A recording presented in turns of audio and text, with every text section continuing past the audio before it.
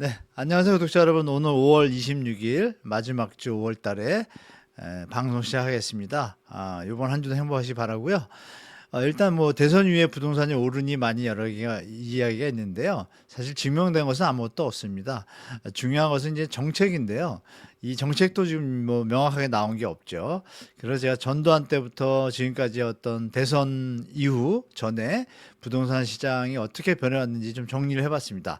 그 내용하고 수도권 비롯해서 서울이 거래량이 감소했습니다. 그리고 전국적으로는 거래량이 어느 정도 유지하고 있고요. 이런 내용들 여러분들과 함께 다뤄보도록 하겠습니다.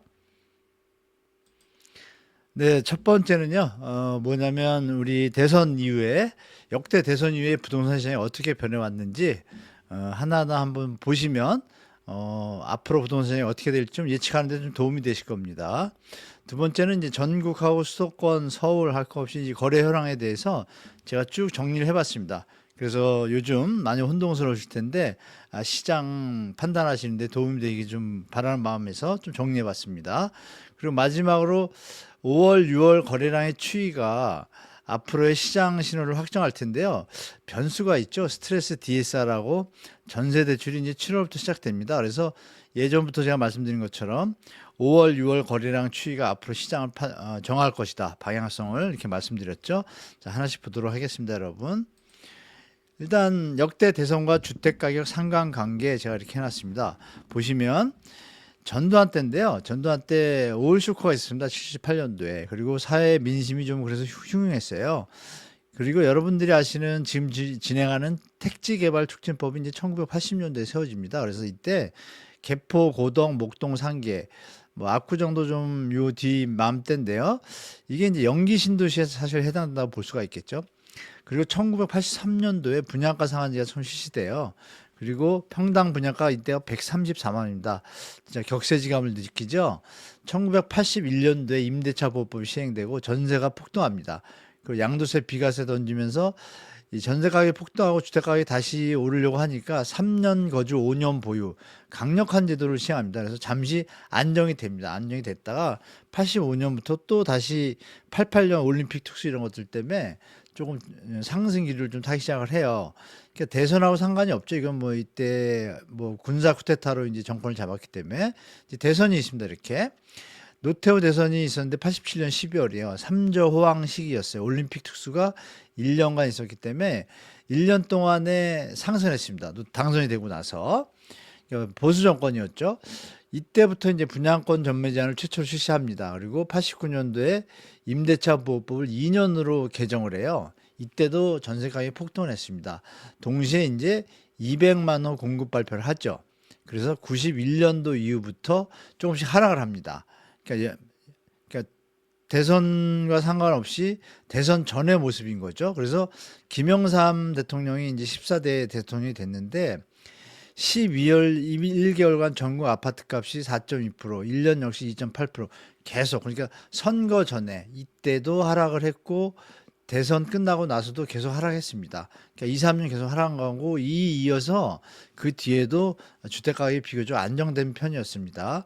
그 일기 신도시 분양가 입주가 이제 91년부터 본격화되고 하면서 이 90년대 초반 중반까지는 별 문제 없이 잘 지나다가 98년 IMF 위기 전에 다시 좀 상승을 합니다. 하는데 IMF가 터지죠. 그래서 김대중 대통령 15대 대선에는 선거 직전에 집값이 5.3% 상승을 하다가 마지막 그 97년 이 만때 이제 IMF가 터지니까 97년 말부터 이제 하락하기 시작하죠. 그러니까 대선 끝나고 나자마자 일단 하락을 합니다. 1년 동안은 하락을 했어요. 그래서 1년 차, 2년 차, 3년 차에 분양가 자율화부터 뭐 전매자 완화부터 여러 가지 풉니다. 그래서 3년까지도 별 변화가 없다가 4년 차부터 상승을 했어요. 그러니까 진보 정권이 무조건 뭐 상승한다. 이건 틀린 얘기죠. 노무현 정부 때는 이제 이것이 이어져서 분양가 자율화가 이루어지고 이제 그동안 이제 조금 세월이 흐르면서 몇 년 동안 소득을 모았지 않겠습니까? 그 소득을 이제 시드머니가 돼서 이 주택 가격이 어느 정도 안정되니까 주택 부담이 좀 가능한 수준까지 내려온 거예요. PIR 숫자로 말하면 한 10 정도밖에 안 됐습니다. 지금의 한 60-70%밖에 안 된 거죠. 그래서 노무현 대통령이 16대 대선에 대통령이 되고 나서 외환위기발 주택 공급 부족으로 인해서 이때 이제 착공을 많이 안 하잖아요. 착공을 많이 안 하다 보니까 이 뒤에 입주량이 좀 부족한 일이 벌어집니다. 그래서 이때 또 이제 저금리 시대인 거예요. 왜냐하면 IMF가 터지고 나서. 그래서 나중에 4년 차, 5년 차 때는 3%, 5%까지 이제 금리를 올렸는데요. 이미 1999년도에 아파트 분양가 자율화 여파가 시작돼 가지고 이때까지 쭉 이어옵니다. 그래서 결국은 2007년도에 분양가 상한제를 실시를 해요. 또 4년 차에 DTI도 시행을 했죠. 주택 가격이 하락하기 시작합니다. 그러니까 쉽게 말하면 이 정책이 중요한 어떤 주택 시장의 변수라고 보시면 되겠죠. 정부가 어떤 정책을 취하냐가 되게 중요한 겁니다. 그래서 뭐 진보 정권, 보수 정권의 개념보다는 경제 환경과 정부 정책이 어떻게 가느냐가 이제 중요합니다. 그래서 MB가 이제 대통령이 됐죠. 그 뒤에 2007년 12월 이제 매매가 6.8% 상승 이후 글로벌 금융위기로 횡보며 하락했습니다. 그래서 서울은 좀 안 좋았고 지방은 이때 이제 대대적으로 풀어줍니다. 그 MB 정부가 부동산을 잘 아니까 이명박 대통령이 보금자리 반값 주택을 공급을 했죠. 공급 확대를 강력하게 했습니다. 이때 문제는 뭐냐면 전세값이 좀 많이 올랐어요. 그래서 전세 대출이 이때부터 시작됩니다. 이때부터 1억에서 시작했다가 2억 갔다가 좀 펌핑이 되니까 다시 1억으로 줄이고 했습니다. 그래서 이때 갭 투기가 가능하게 일시적 2주택 처분 기한을 1년에서 2년으로 확대합니다. 그리고 이게 박근혜 정부 와서는 3년으로 확대를 합니다.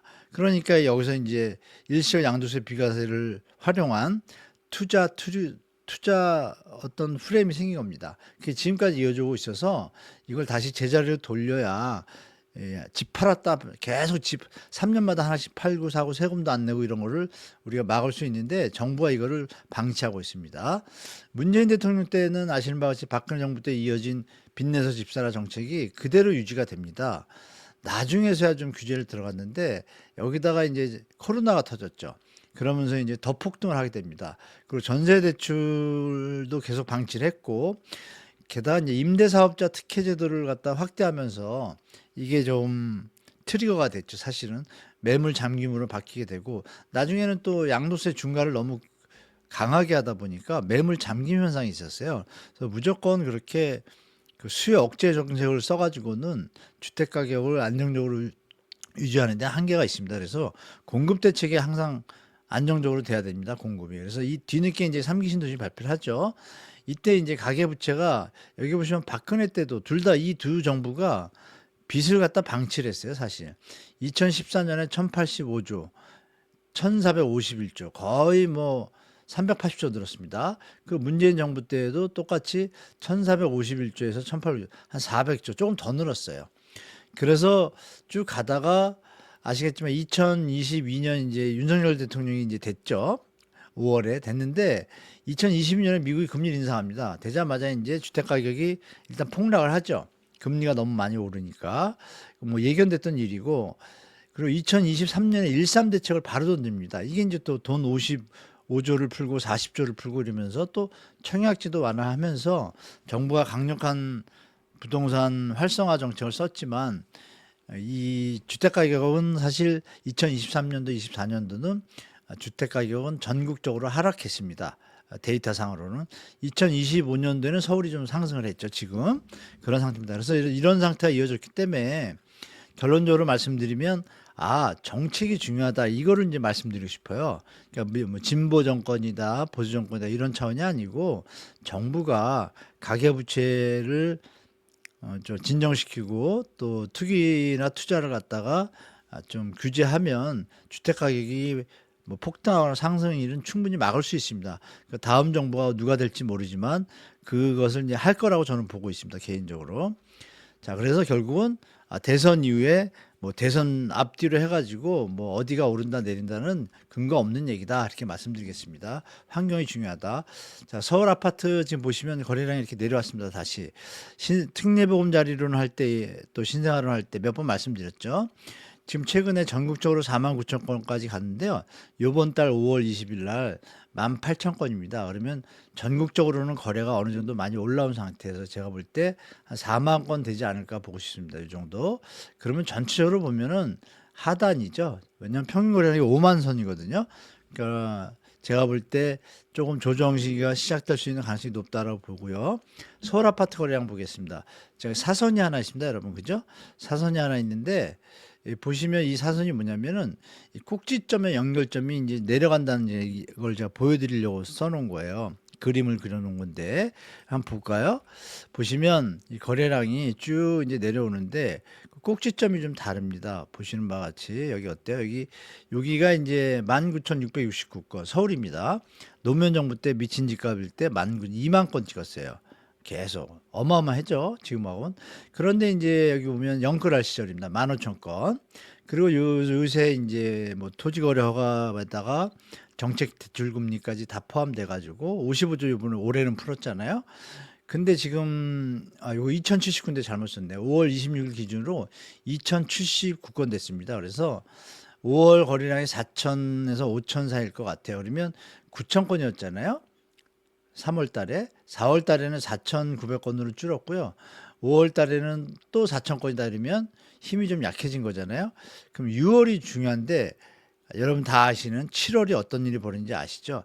이런 흐름이 가계부채를 최상목 총리가 관두기 전에 2월 7일 날인가 발표했잖아요. 가계부채 90%에서 80% 줄이겠다.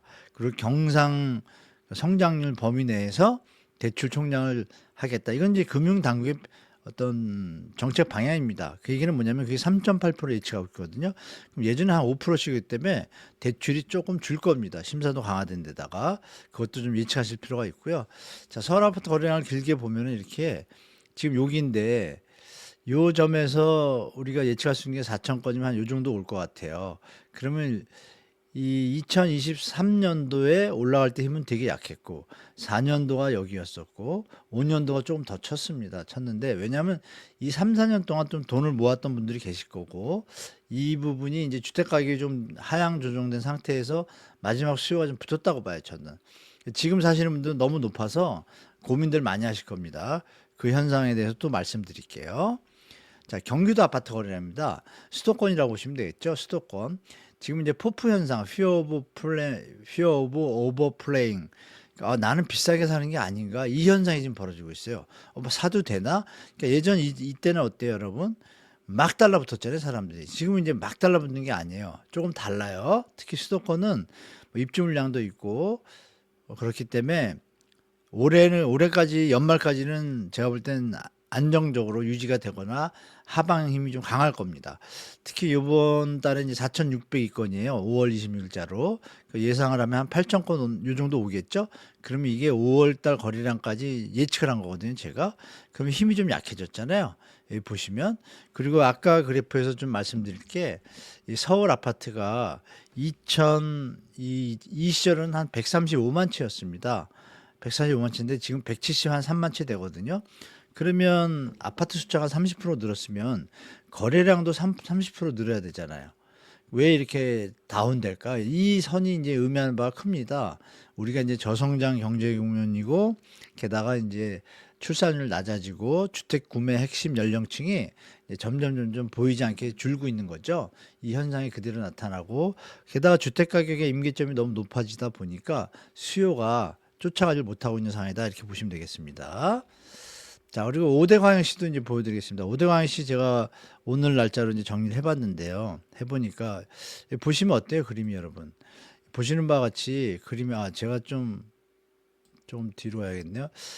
보시면 영끌할 때입니다. 이때가 영끌할 때인데 지금 계속 예전에 어려울 때보다 밑에 선에 있죠.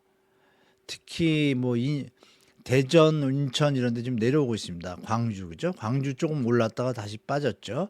조금 올라오는 것 같다가 다시 다 빠지고 있습니다. 부산도 요번 2024년 6월 7월이잖아요. 2024년도에 정책금리로 쭉 올랐다가 2025년도에 지금 올랐다가 같이 다 빠지고 있습니다. 그래서 요게 이제 5월 수준이니까 아마 여기서 한 2배 정도씩, 요 정도 선에서 머물 것 같아요. 그러면 이게 다 지금 평균 이하선이거든요. 제가 볼 때. 그래서 우리 광역시는 다 올해 말까지 약세장이 이어질 가능성이 높습니다. 특히 7월 이후에.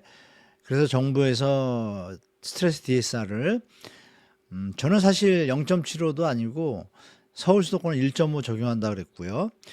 지방은 이제 이런 좀 부진을 좀 건설사나 지역 경제를 위해 가지고 0.75로 반만 적용한다고 했는데, 저는 사실 전부 안 해도 수요가 지금 없기 때문에 큰 문제가 없지 않나. 지방의 어떤 경제 활성화를 위해서는 지방은 제가 볼 때 스트레스 DSR을 잠시 유예하는 것도 한 방법이지 않나 이렇게 생각합니다. 자, 그리고 그래서 이제 지방에 계신 분들은 거꾸로 말씀 올리면, 그래서 조금 연말 가을 정도에 좀 매수 준비를 하시는 게 좀 낫지 않을까 좀 말씀드리겠습니다. 자, 그리고 인천광역시인데요. 이제 아까 오대광역시를 봤는데 인천에 대해서 좀 더 말씀드리고 싶어서 제가 인천을 따로 뽑았는데요. 보시는 것처럼 어때요? 지금 많이 내려왔고, 이게 예상치인데 이 점이 이제 예상치입니다. 예상치. 이 정도 될 거거든요. 그럼 힘이 좀 약하죠. 그리고 이게 이제 인천이 한 2,900건 정도 되거든요. 평균이 이 정도 되는데 평균을 살짝 갔다가 지금 이제 다시 내려왔어요. 그럼 여기 보시면은 살아나는 힘이, 살아나려고 해도 약하게 자꾸 이런 거잖아요. 그러면 이게 어떤 걸 의미할까요? 이 가격에서는 더 이상 수요가 붙기에는 이 정도 힘밖에는 안 된다는 얘기죠. 그러면 대출 규제에 들어가고 나면 조금 더 힘이 약해질 거고, 제가 볼 때 조정이 좀 필요하다라고 봅니다. 우리 대한민국 미래를 위해서도, 청년이나 무주택자분들을 위해서나 경제를 위해서나. 더 이상 부채가 주택담보로 인해서 발생하면 내수 정말 타격이 있습니다. 제가 볼 땐. 그렇게 보시고, 인천은 그래서 올 가을부터 좀 매수 어떤 체크하시는 게 필요할 것 같고, 아직도 물량이 많이 남기 때문에 충분히 더 기다려도 된다고 봅니다. 부산도 마찬가지고요. 부산도 보면 제가 2, 3년 전부터 부산은 앞으로 좀 안 좋아질 거다라고 말씀드렸고 계속 이 상태입니다. 그리고 올해 5월 달에 1208건인데 잘하면 한 2000건 될 것 같아요. 그러면 또 요 정도 선이거든요. 계속 이제 힘들고 있습니다. 그리고 매물은 계속 꽤 많이 있어요. 있기 때문에 부산에 계신 분들은 부산과 경남 일대 여기 뭐 조금 뭐 반짝반짝하지 계속 가기 힘듭니다. 그래서 올 연말까지 충분히 내 집 마련 시간이 충분하니까 이것도 조급함 갖지 마시고 가시면 좋을 것 같습니다. 자, 다음은 이 전세가 비율에 대해서 말씀드리겠습니다. 우리가 거래량이 상승하고 미분양이 증가하고 전세가 비율이 상승하면 주택을 상승 압력이 있다고 다들 알고 있잖아요. 근데 지금의 전세가 판단은 잘 하셔야 됩니다. 이렇게 대출을 이렇게 확대하면 전세가 이렇게 오릅니다. 그리고 요때 박근혜 정부에서 13년 말 요때 13초에 3억에서 5억까지 또 대출을 확대합니다. 이러면서 이게 이제 불장이 됐거든요. 그러면 전세 대출이 문제라는 거는 이미 증명이 된 겁니다. 그 전세 대출의 힘도 주택 가격이 많이 올린 다음에 지금 보시면 67.3까지 왔어요. 평균이. 서울은 지금 54 정도 됩니다. 54 정도 되기 때문에. 그리고 강남 일대는 지금 전세가 비율이 40% 30%대가 많아요. 그리고 강남은 제가 계속 지속되기 어렵다고 저는 보고 있습니다. 그러면 여기서 중요한 게 뭐냐면 67.3이면 여기 많이 올라왔잖아요. 근데 이게 예전하고 좀 틀립니다. 어떻게 틀리냐면은 여기 보실까요? 전세가가 하락하고 있겠습니다. 여기 보면. 자, 중요한 건 70대예요. 다들 지방이. 그죠? 70대 서울만 53.4%예요. 지금. 오늘 아침에 제가 본 겁니다. 이 KB 통계인데요. KB 주택가격지수에서 전세가 비율이 이렇게 78%만 이렇게 올라갔어요. 많이. 그리고 이 와중에 말씀드린 대로 세종, 대전은 전세가가 내려가고 있습니다. 서울도 내려가고 있습니다. 월간입니다. 월간. 4월 달에 전세가 내렸습니다. 그러면 전세가가 내리는데 오른 데들은 그럼 앞으로 힘이 있지 않냐. 충남 이런 데들. 그러니까 중요한 게 이게 뭐냐면 5억이던 아파트, 만약에 5억이라고 그럴게요. 매매가가. 근데 전세가가 4억이면 80%잖아요. 그랬던 것이 내려왔단 말입니다. 왜 내려오냐? 매매가가 10억이 되면 어떻게 돼요? 4억이면 40%잖아요. 그러니까 매매가가 많이 오른 거예요. 올랐다가 지금 60%대 있다가 매매가가 쭉 많이 지방들이 많이 빠졌잖아요. 그러니까 여기에 지금 올라가는 것들은 전세가가 뭐 신축 대단지는 조금씩 오르지만 전반적으로 그렇지는 않아요. 매매가가 내려오니까 10억인데 전세가가 4억이면 40%지만 이게 매매가가 내려와 가지고 6억이 됐어요. 40%면 어떻게 돼요? 당연히 7, 80%가 되잖아요. 그죠?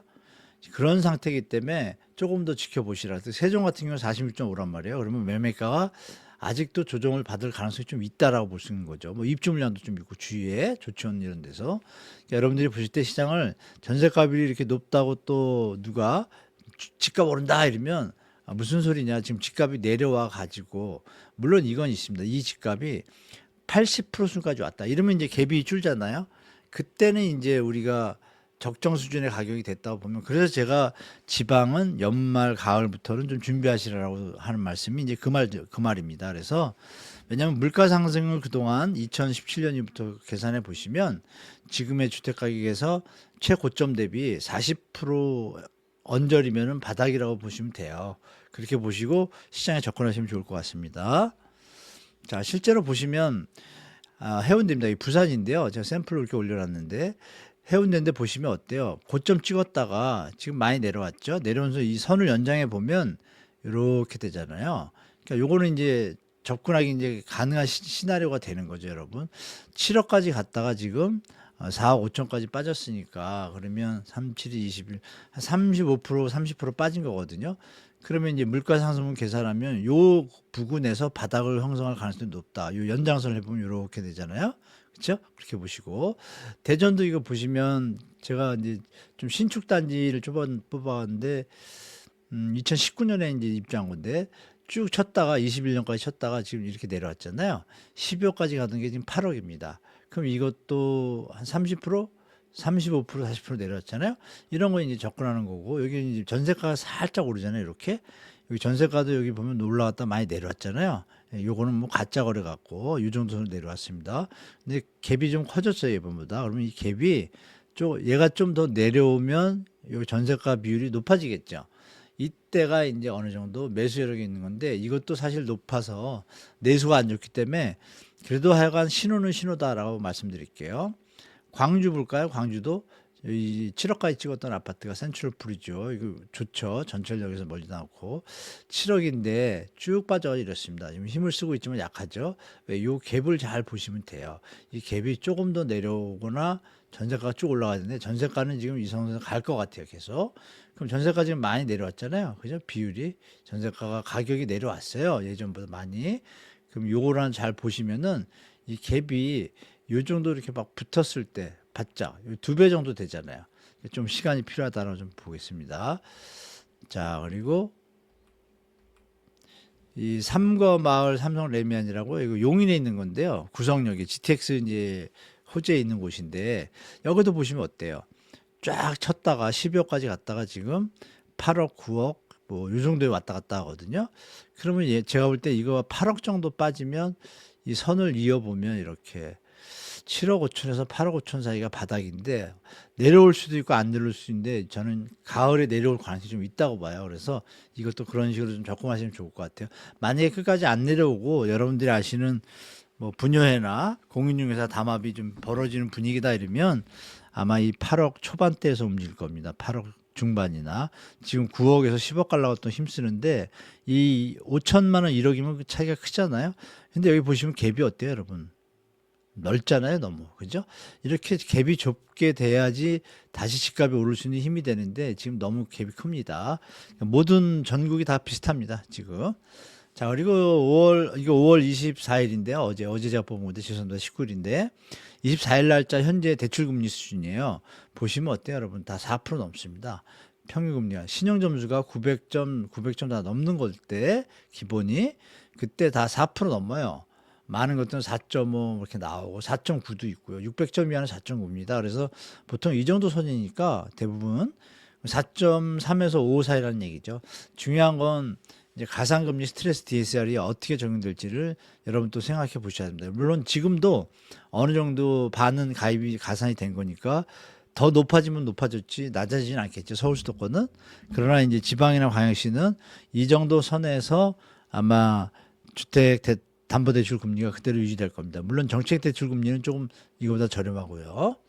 자, 그리고 이제 요즘 현상에 대해서 제가 드릴 말씀이 있는데 이거 좀 제가 드릴 말씀은 날짜는 요거지만 이 포모포프라고 제가 한번 저번에 한번 말씀드렸잖아요. 그러니까 예전의 모습을 보면은 다들 막 쫓아가서 샀었어요. 그리고 뭐 불장이라고 그랬잖아요. 근데 지금 불장이라는 느낌은 안 들잖아요, 여러분. 시장이 분명히 예전하고 틀리죠. 왜냐하면 최근에 봤던 모습 중에서 어떤 게 있냐면요. 내가 비싸게 사는 게 아닌가? 이런 현상이 지금 많이 벌어지고 있어요. 집을 팔았는데 집을 팔고 사러 가니까 예상했던 것보다 비싸진 거예요. 이거 사야 되나? 고민하는 분들이 저한테 요새 상당히 많이 와요. 그 하나를 보면 이렇습니다. 그래서 여러분들도 다 지금 고민하고 계실 텐데 지금 2, 3, 4월에 서울 토지거래 허가발 펌핑으로 약간 업이 됐어요. 물론 그거 없이도 여러분들한테 누누이 말씀드린 것처럼 정책 대출 금리가 들어와서 어느 정도 3, 4, 5, 6월까지 가능성이 높다. 그러나 예전에는 이러면 9월 정도까지 힘이 셌는데 7월에 여러분들이 잘 아시는 그 스트레스 DSR하고 전세 대출 보증이 축소가 되다 보니까 그때 분명히 좀 빨리 좀 조정이 시작될 거다라고 말씀을 드렸잖아요. 그게 이제 좀 시작될 가능성이 높습니다. 지금 5월달 거래량도 보시는 바와 같이 지금 반토막 수준이니까 3월에 그런 부분을 우리가 보셔야 되고, 그래서 제가 그 현상에 대해서 다시 한번 영상을 또 올릴 텐데요. 결론적으로 그렇습니다. 대선은 뭐 시장에 큰 영향 없습니다. 물론 공약이 세종시 같은 거 이런 공약은 호재가 되죠. 그러나 이번에는 세종시 공약 외에는 특별한 공약이 없어요. 다 부동산에 민감해서 그런지, 그리고 또 이제 조기 대선이다 보니까 준비가 안 되다 보니까 예전의 공약들도 리바이벌도 안 하고 그냥 신용만 내는 것 같습니다. 누가 되던 간에 대통령이 되고 나서 차근차근히 발표하지 않을까, 앞으로 정책에 대해서. 뭐 윤석열 대통령 전 대통령도 100일 있다가 발표했잖아요. 근데 거기는 이제 인수위원회도 있었는데 좀 늦었고, 요번에는 이제 조기 대선이다 보니까 제가 볼 때는 또 다음에 어떤 정부가 되던 한 100일 뒤에 여러 가지 정책들이 좀 구체화돼서 나오지 않을까 좀 보고 있습니다. 물론 세종시 이전은 이미 언급을 했고요. 그래서 이런 부분들 보시고, 세종시도 잠시 확 올랐다가 지금 또 약간 진정 국면입니다. 그래서 즐거운 연휴라고 썼네요. 제가 죄송합니다. 이번 주도 약간 행복하시고, 여러분 지금 기다렸기 때문에 제가 볼 때 지금 무리하게 쫓아가지 마시고 7월 달부터 시장을 확인하신 다음에 시장에 접근하시는 게 좀 좋을 것 같습니다. 자, 이렇게 하고 제가 추가적으로 하나 그 영상을 갖다 바로 올리도록 하겠습니다. 내일 정도에요. 그래서 요번 주 다가 행복하시고요. 요번 주 행복하시고 하시는 일 잘 되시길 기원 드리겠습니다. 끝까지 시청해주셔서 감사드리겠습니다. 감사합니다.